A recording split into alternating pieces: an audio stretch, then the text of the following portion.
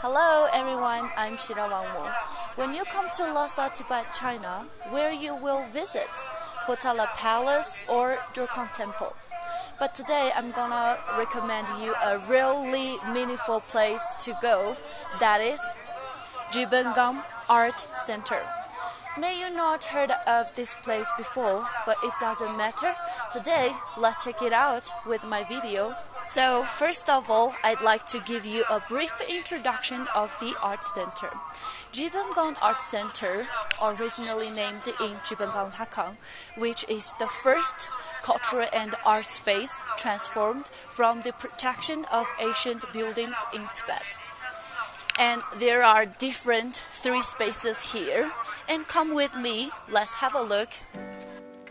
And now, located in the outer corridor, there is a permanent exhibitions, mainly with wonderful murals paintings.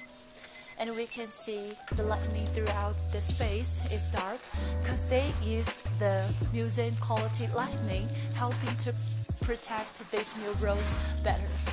So when we visit these murals, we can comprehend more Tibetan culture. And the rest of the space will have some art exhibitions from time to time, which is really helpful to understand another side of Tibet. And recently, there is holding a Tibetan tiger's carpet exhibitions called Fearless and Wisdom.